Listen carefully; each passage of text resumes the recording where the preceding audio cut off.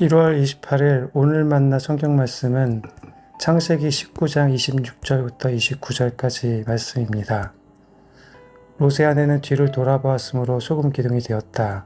다음날 아침에 아브라함이 일찍 일어나서 주님을 모시고 서 있던 그곳에 이르러서 소돔과 고모라와 넓은 들이 있는 땅을 내려다보니 거기에서 솟아오르는 연기가 마치 옹기 가마에서 나는 연기와 같았다.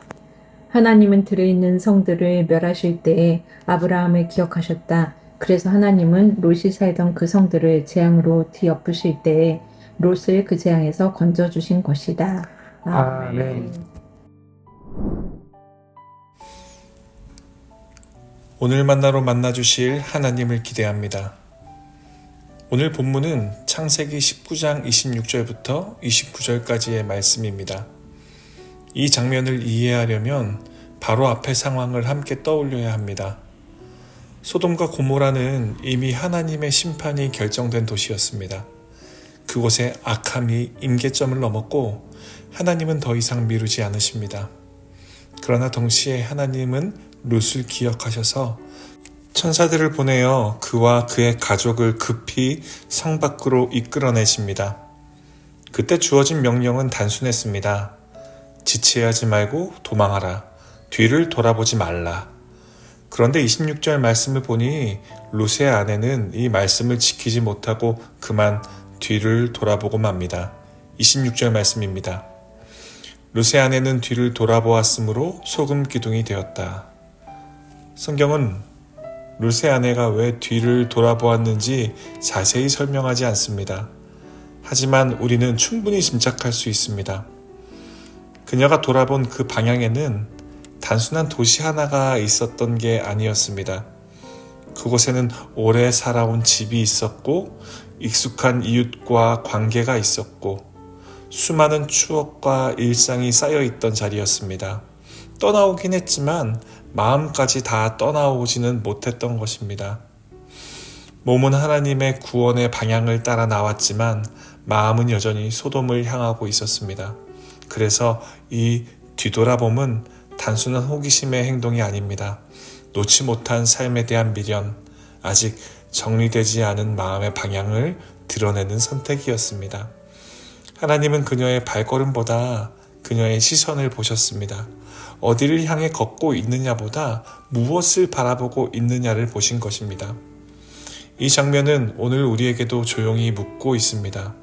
너는 지금 무엇을 바라보고 있느냐? 걸음이 아닌 너의 마음은 어디를 향하고 있느냐고 말입니다. 그리고 27절에서 28절로 시선이 옮겨집니다.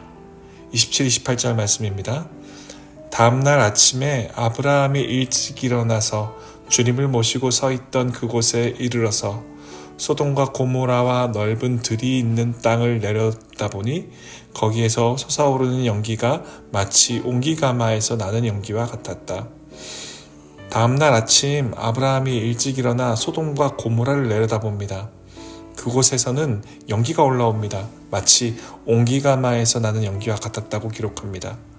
어제까지 사람이 살던 도시가 하루아침에 폐허가 되어 연기만 남아있는 장면입니다.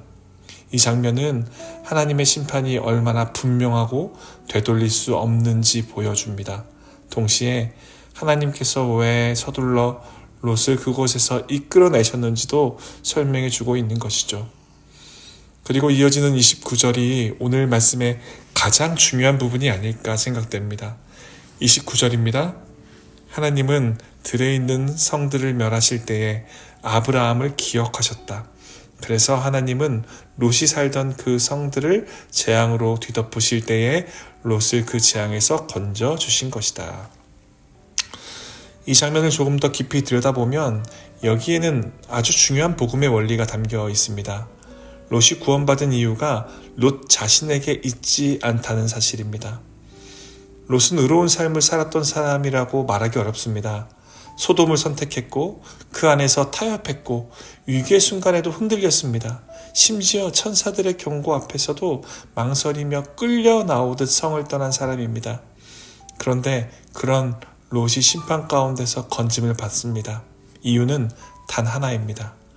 하나님이 아브라함을 기억하셨기 때문입니다. 이것이 바로 성경이 말하는 구원의 방식입니다.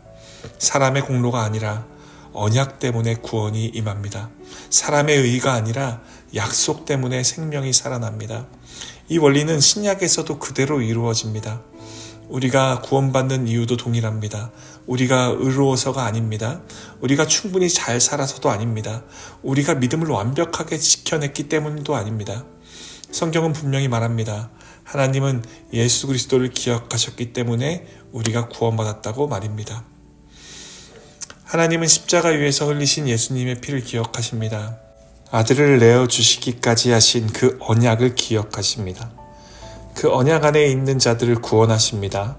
우리가 그리스도 안에 있다면 우리의 상태와 무관하게 우리를 건져내십니다. 사랑하는 여러분, 오늘 이 말씀은 우리에게 묻습니다. 너는 어떻게 건짐을 받았느냐?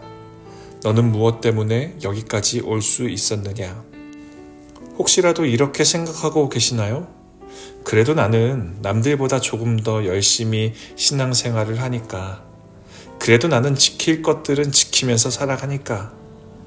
오늘 말씀은 조용히 고개를 젓습니다. 아닙니다. 우리는 모두 기억하심으로 살아난 사람들입니다. 하나님이 언약을 잊지 않으셨기 때문에, 하나님이 십자가를 기억하셨기 때문에 오늘도 숨쉬고 오늘도 은혜 안에 서 있는 사람들입니다. 그러니 오늘 우리가 붙들 신앙의 고백은 이것 하나면 충분합니다. 주님, 제가 살고 있는 이유는 제 의가 아니라 주님의 은혜입니다. 제가 오늘 여기 있는 이유는 신실하신 하나님의 언약 때문입니다. 오늘 이 하루 이 고백 안에서 살아가시는 높은 뜻 성도님들 되시길 주님의 이름으로 축복합니다. 기도하겠습니다. 하나님 아버지, 우리가 살아있는 이유가 우리의 의로움이 아니라 주님께서 언약을 기억하시는 은혜 때문임을 고백합니다. 뒤를 돌아보지 않고 주님이 인도하시는 구원의 길을 바라보게 하시고 오늘도 은혜로 사는 자답게 겸손히 살아가게 하옵소서. 예수 그리스도 이름으로 기도드립니다. 아멘. 이제 두 가지 기도 제목으로 함께 기도하겠습니다.